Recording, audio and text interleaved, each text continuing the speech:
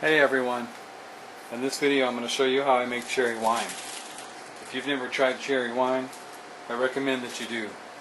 If you like cherries and you like wine, you're going to love the two together. The recipe I'm going to show you is for a 1-gallon batch. If you wanted to make more, you can certainly do that.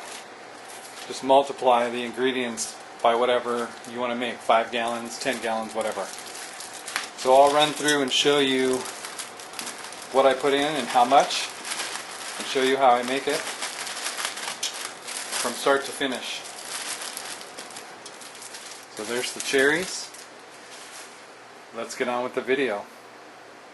Okay, so now I'm just going to run through the things that you're going to need to make this wine.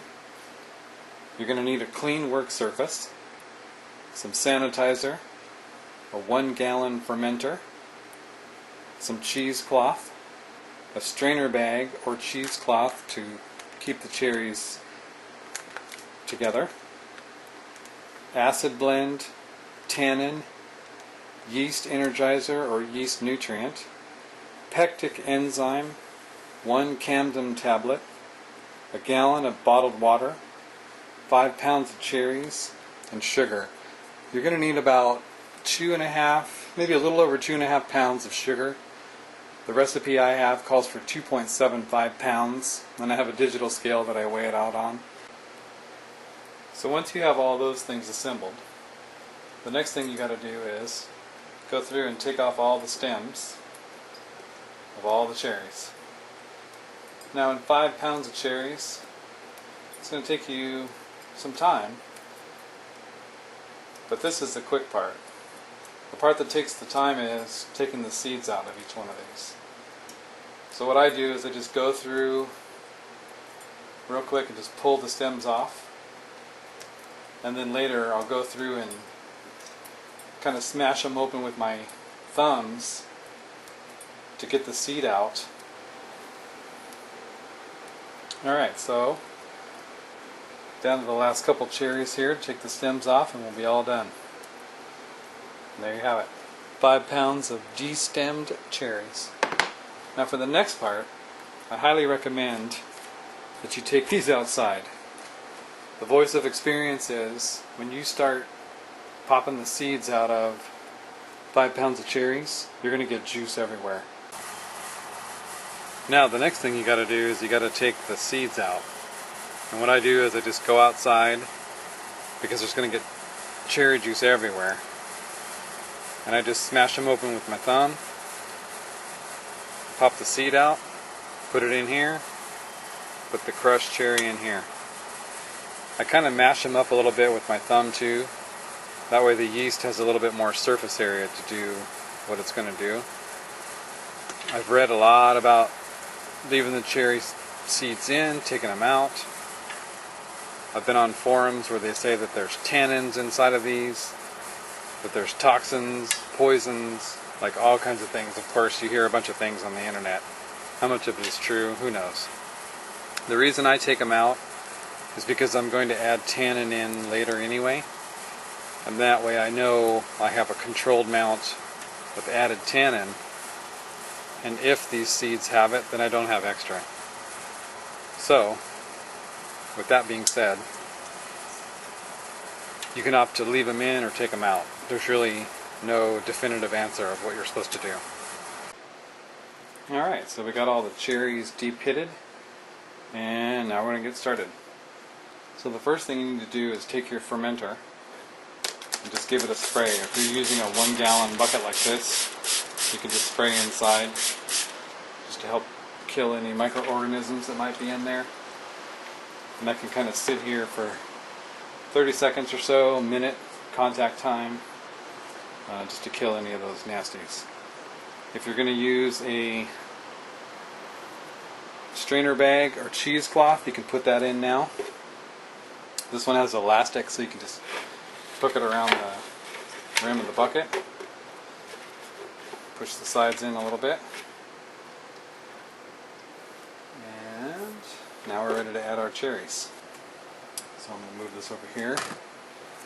And then take the cherries, because they're in a colander, I can just pour them right in here. Actually, I'm going to do it this way. sure we get them all in there.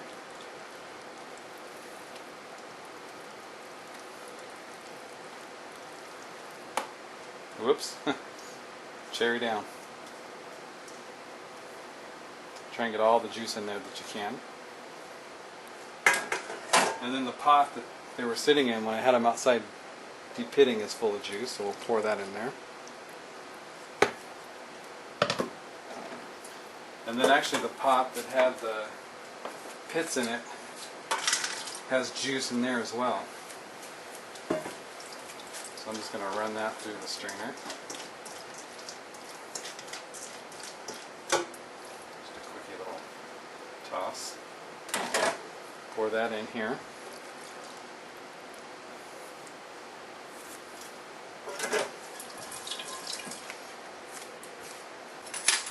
And actually what I do with this is, the first time I made it I poured all the ingredients in here, the acid blend, tannin, energizer and all that. It had a little bit of a hard time getting through this fine mesh. The yeast doesn't have any problem getting in there, but some of this powder seemed like it didn't dissolve. And so what I do is I take this strainer bag and I get it ready by kind of giving it a couple of twists. And then I tie kind of a loose knot. Then you can take your acid blend and I kind of put it off to the side here, and it will end up going underneath this bag. 2 teaspoons of the acid blend. So the next thing we're going to put in is the tannin. The tannin is a 1/4 teaspoon.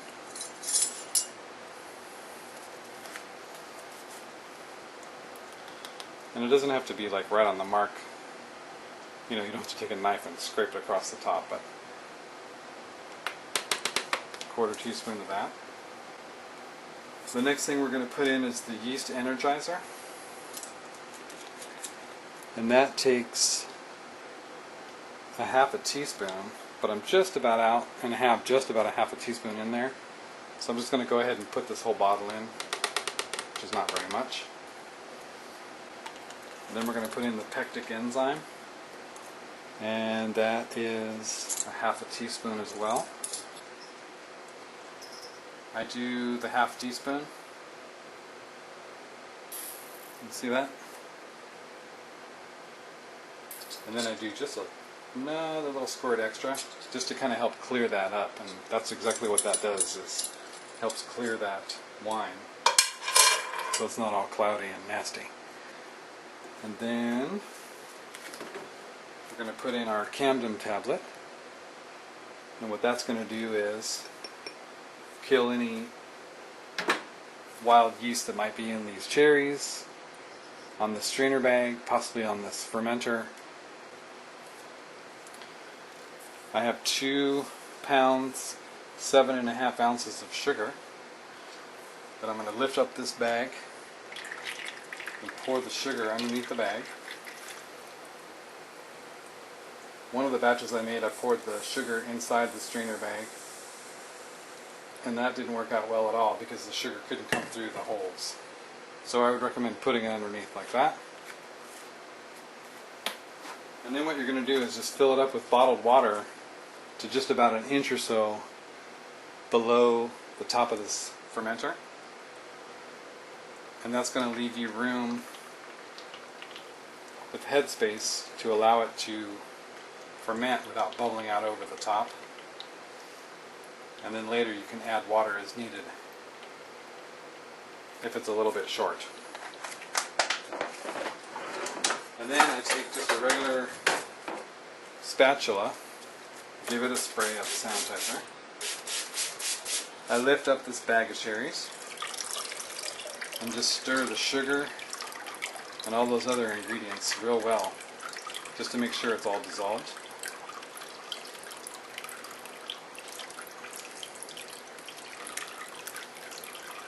If you're interested in knowing what your alcohol content's going to be,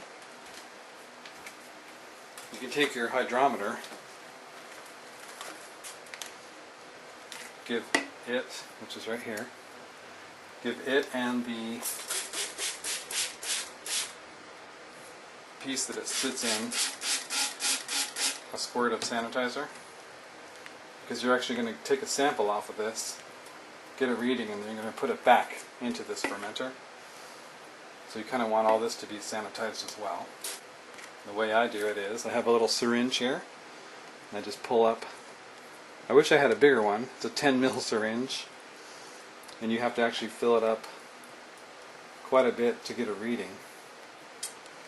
So it does tend to take a little bit of time. But I feel it kind of gives you time to think about ahead of what your wine's going to taste like, what it's going to look like, smell like. And so you can kind of reflect on what you've just done. I know that sounds kind of corny, but that's what I think about when I'm pulling this up instead of, oh my gosh, this is taking so long.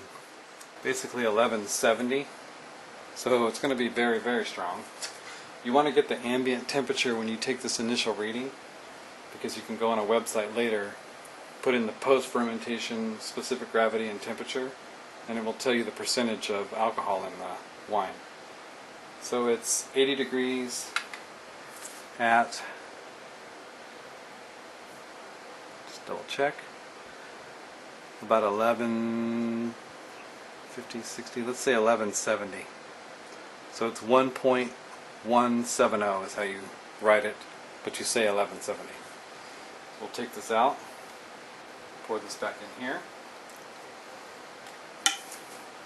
Now what we'll do is we'll just take a piece of cheesecloth, and I do like maybe a fold or two so it's not too thick. Lay it over the top like such. What that's going to do is allow the carbon dioxide that's going to come off of this because of that cadmium tablet to be released and keep any environmental nasties from going in. Hair, dust, dirt, things like that. This sits for 24 hours. Tomorrow we'll put in the yeast, put on the lid, and put it away to be fermented, and then just like I said, take it out once a day, mix up the cherries, put the lid back on, and then after 5 days you're just going to take that bag out and put the top on and let it keep fermenting. So far this is what we got.